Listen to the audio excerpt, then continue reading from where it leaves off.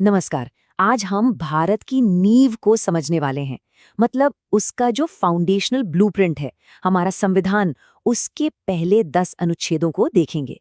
ये वो नियम है जो असल में बताते हैं कि भारत क्या है और भारतीय कौन है। तो चलिए इस बहुत ही बुनियादी सवाल से शुरू करते हैं कि आखिर एक देश बनता कैसे है। सोचिए, किसी भी देश को बनाने के लिए सबसे पहले दो चीजें तय करनी पड़ती हैं। एक, उसकी जमीन यानी उसका इलाका, और दूसरा, उस जमीन पर रहने वाले लोग यानी उसके नागरिक। और हमारा भारतीय संविधान पता है, ठीक इसी तरह एक ब्लूप्रिंट की तरह काम करता है। ये सबसे पहले देश की भौगोलिक सीमाओं को तय करता है और फिर ये बताता है कि इन सीमाओं के अंदर कौन हम भारत के लोग कहलाएंगे। तो इस ब्लूप्रिंट का जो पहला हिस्सा है, यानी भाग आई, वो भारत की जमीन की बात करता है। अनुच्छेद 1 से लेकर 4 तक ये सब इसी बारे में है कि भारत का मतलब क्या है और इसका जो नक्शा है उसे कैसे बदला जा सकता है। अनुच्छेद 1 बिल्कुल साफ साफ दो बातें कहता है। पहली, कि देश का नाम होगा भारत अर्थात इंडिया, और दूसरी, जो कि बहुत ही ज्यादा महत्वपूर्ण है, वो ये कि भारत राज्यों का संघ यानी यूनियन ऑफ स्टेट्स है। अब इसका मतलब यह है कि भारत के राज्य किसी समझौते से एक साथ नहीं आए हैं और इसीलिए किसी भी राज्य को देश से अलग होने का कोई अधिकार नहीं है। अच्छा, तो अब सवाल ये उठता है कि अगर राज्य अलग नहीं हो सकते, तो क्या इस संघ का आकार कभी बदल सकता है? मतलब क्या नए राज्य बन सकते हैं या पुराने राज्यों की सीमाओं को बदला जा सकता है? इसका जवाब संसद की शक्तियों में छिपा है। और यहीं पर ना अनुच्छेद 2 और 3 के बीच का फर्क समझना बहुत जरूरी हो जाता है। अनुच्छेद 2 संसद को ये शक्ति देता है कि वो किसी बाहरी क्षेत्र को भारत में शामिल कर ले, जैसे गोवा या सिक्किम को किया गया था। वहीं दूसरी तरफ अनुच्छेद 3 देश के अंदर ही, मतलब जो मौजूदा राज्य हैं, उनकी सीमाओं, नाम या क्षेत्र को बदलने की शक्ति देता है, जैसे तेलंगाना या उत्तराखंड बने। अनुच्छेद 3 के तहत ये जो प्रक्रिया है, ये भी बड़ी व्यवस्थित है। सबसे पहले राष्ट्रपति की सिफारिश चाहिए होती है, फिर संसद में एक बिल पेश किया जाता है, और अगर संसद उस बिल को पास कर देती है तो बस एक नया राज्य बन जाता है या किसी राज्य की सीमाओं में बदलाव हो जाता है। लेकिन इस पूरी कहानी में जो सबसे दिलचस्प मोड़ है, वो आता है अनुच्छेद 4 में।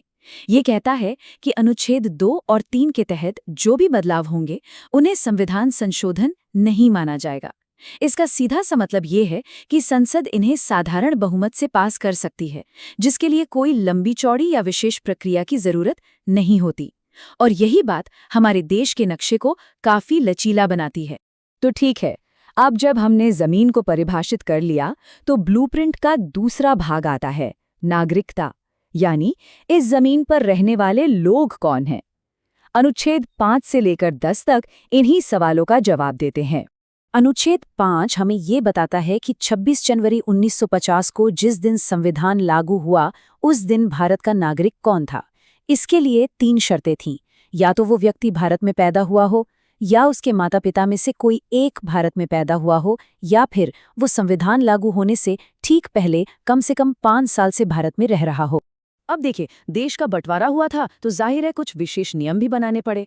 अनुच्छेद 6 उन लोगों को नागरिकता देने के लिए था जो पाकिस्तान से भारत आए थे, और वहीं अनुच्छेद 7 ये साफ करता है कि जो लोग भारत से पाकिस्तान चले गए वो भारतीय नागरिक नहीं माने जाएंगे। हालांकि इसमें भी कुछ अपवाद रखे गए। अनुच्छेद 8 उन भारतीय मूल के लोगों के लिए था जो विदेश में रह रहे थे। अगर उनके माता पिता या दादा दादी भारत में पैदा हुए थे तो वो रजिस्ट्रेशन के जरिए भारतीय नागरिक बन सकते थे। अब आता है एक बहुत ही सीधा और स्पष्ट नियम। अनुच्छेद 9 कहता है कि अगर कोई भारतीय नागरिक अपनी मर्जी से किसी दूसरे देश की नागरिकता ले लेता है, तो उसकी भारतीय नागरिकता अपने आप खत्म हो जाएगी। सीधी सी बात है, भारत में डुअल सिटीजनशिप अलाउड नहीं है। अनुच्छेद 10 एक तरह से नागरिकता के अधिकार को एक सुरक्षा कवच देता है। ये कहता है कि किसी भी व्यक्ति की नागरिकता तब तक बनी रहेगी जब तक संसद द्वारा बनाए गए किसी कानून के तहत उसे वापस न ले लिया जाए। जैसे नागरिकता अधिनियम 1955 इसी शक्ति का इस्तेमाल करके बनाया गया एक कानून है। तो चलिए, अब तक जो भी हमने समझा है, उन सभी 10 अनुच्छेदों को एक बार फिर से फटाफट देख लेते हैं ताकि मेन पॉइंट्स याद रह जाएं। तो अगर इसे संक्षेप में देखें अनुच्छेद 1 भारत को राज्यों का संघ घोषित करता है।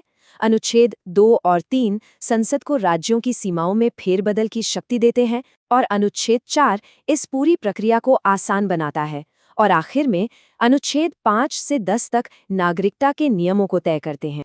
और अंत में ये सवाल जरूर सोचना चाहिए, ये जो शुरुआती अनुच्छेद हैं जो देश की जमीन और उसके लोगों को परिभाषित करते हैं, वो आज के भारत को किस तरह से आकार देते हैं और हमारी जो राष्ट्रीय पहचान है उसके लिए इनके क्या मायने हैं।